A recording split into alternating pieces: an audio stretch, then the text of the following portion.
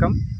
வயநாட்டில் ஏற்பட்ட பாதிப்பிலிருந்தும் சோகத்திலிருந்தும் மீள முடியாத இந்த சூழலில் மீண்டும் அதே பகுதியில் நிலச்சரிவு நடந்திருக்குன்றதுலேருந்து நம்ம என்ன தெரியுதுன்னு சொன்னால், வயநாடை சுற்றியுள்ள ஒட்டுமொத்தமான அந்த மண்டல பகுதியை நிலச்சரிவு அதிகமாக நடக்கிறதுக்கான பகுதிங்கிறத முதல்ல உணரணும்.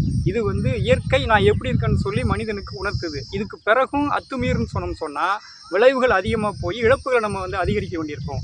அப்போ அங்கே நடந்த அந்த இழப்பு தான் அப்படின்னு சொன்னால், பக்கத்தில் எதுவும் இல்லைன்னு சொன்னால், அங்கேருந்து ஒரு பக்கத்தில் தான் இருக்கக்கூடிய தமிழ்நாடு நீலகிரி மாவட்டத்தில் இருக்கக்கூடிய அந்த ஊட்டிங்கிற நகரத்தில் மிகப்பெரிய அளவுக்கெல்லாம் நில அதிர்வு ஏற்படுது.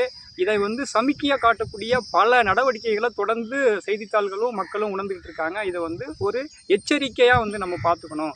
அப்போ பின்னாடி வரக்கூடிய ஒரு இழப்பை ஈடுகட்டுறதுக்காக அல்லது தடுத்து நிறுத்துறதுக்காக முன்னடவடிக்கையில் இறங்கணும் அப்படிங்கிற முறையில் ஊட்டி மாவட்ட கலெக்டர் ஒரு 10 நாளுக்கு முன்னாடி ஒரு அறிவிப்பு ஆணையை வெளியிட்டிருக்காங்க. அவங்க என்ன சொல்கிறாங்கன்னு சொன்னால், ஊட்டி முழுவதும் இருக்கக்கூடிய மலையில் கட்டப்பட்டிருக்கக்கூடிய அதாவது இயற்கைக்கு விரோதமான கார்ப்பரேட் தன்மை இருக்கக்கூடிய இந்த மிகப்பெரிய ஹோட்டல், லாட்ஜு, ரெசார்ட்ஸு இந்த மாதிரியான வகைப்பட்ட கட்டுமானங்களை உடனடியாக அவங்களே இடிச்சிட்டு அங்கேருந்து காலி பண்ணிவிட்டு போயிடுங்க அப்படின்னு சொல்லி ஒரு காலக்கெடு விதித்து 1 மாதம் சொல்லியிருக்காங்க. இந்த அறிக்கையை நாங்கள் மக்கள் அதிகாரம் மனதார வரவேற்கிறோம், நடைமுறைப்படுத்தணும்னு சொல்கிறோம். இது முழுவதும் ஊட்டிக்கு நடைமுறைப்படுத்துமா அப்படின்னு சொன்னால், இது ஒரு முதல் நடவடிக்கையாகவும் ஒரு மாடல் நடவடிக்கையாகவும் பார்க்குறோம். ஏன் அப்படின்னு சொன்னால், நீலமலை முழுவதும் இந்த மாதிரியான கட்டுமானங்கள் ஆக்கிரமிப்புகள் அதிகரிச்சிருக்கு.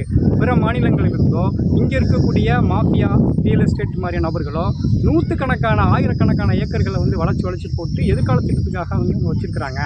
எதிர்காலத்தில் வயநாட்டை விட ஒரு மோசமான பேரிழப்பை சந்திக்கிறதுக்கு ஊட்டி நகரம் தயாராகிட்டு இருக்கு. அப்போ அதையும் கண்டுபிடிச்சி அந்த பத்திரப்பதிவெல்லாம் ரத்து பண்ணணும். எதிர்காலத்தில் அந்த ஆபத்திலிருந்து மக்களை காப்பாற்றணும் அப்படின்னு கேட்டுக்கிறோம். எதனால் அப்படின்னு சொல்கிறேன்னு சொன்னால், ஏதோ அங்கே குடியமர்த்தப்பட்ட மக்களோ அல்லது தேயிலை தோட்டத்தில் வேலை செய்யக்கூடிய அன்றாட பிழைப்புக்காக வாழக்கூடிய நீண்ட காலமாக வாழக்கூடிய பாரம்பரியமிக்க மக்களோ அந்த மாதிரியான பிரச்சனை ஏற்படுத்துறது கிடையாது. ஆனால் இவங்க நிலச்சரிவுகளில் ஒரு ஒட்டு கொடுத்தனம் போல் அங்கங்கே வாழ்ந்துக்கிட்டு இருக்காங்க. அது பெரிய அளவுக்கு பாதுகாப்பு இல்லாமலும் அல்லது பெருமுதலாளிகளோட இந்த இயற்கை சீரழிவினால் பாதிக்கப்பட்ட நபர்களாகவும் அச்சத்தில் வாழ்ந்துட்டு இருக்காங்க. அவங்க என்றைக்கு நம்ம பாதிக்கப்படுவோமோ அல்லது நிலச்சரிவு நடக்குமோ அப்படின்னு பயந்துட்டு இருக்காங்க. அவங்கள மீண்டும் ஒரு நல்ல பாதுகாப்பான இடத்துல சின்ன அளவில் ஒரு வாழ்வதற்கான அடிப்படை வசதிகளோட ஒரு மீள்குடியேற்றத்திற்கான கட்டுமானங்களை கட்டி அவங்கள குடி வைக்கணும். ஆனால் அந்த வாழ்க்கை பெருமுதலாளிக்கோ அல்லது கார்ப்பரேட் நிறுவனங்களுக்கோ அல்லது மிகப்பெரிய தேயிலை தோட்ட நபர்களுக்கோ இல்லை. அவனுக்கு இந்த இடம் இல்லைன்னு சொன்னால், இந்தியா முழுவதும் பல இடங்களில் பல்வேறுபட்ட சூழலில் வீடுகள், நிலங்கள்லாம் பெரிய அளவுக்குலாம் இருக்குது. அவங்க இல்லைன்னா வேறு எங்கேயும் ஒரு இடத்துல வாழ்ந்துட முடியும். இப்போ அவங்கள உடனடியாக அங்கேருந்து அப்புறப்படுத்தணும். ஏதோ ஒரு அறிக்கை வெளியிட்டோம், அந்த அறிக்கையின் மூலமாக மக்கள்கிட்ட ஒரு அனுதாபத்தை பெற்றோம் அப்படின்னு சொல்லக்கூடாது.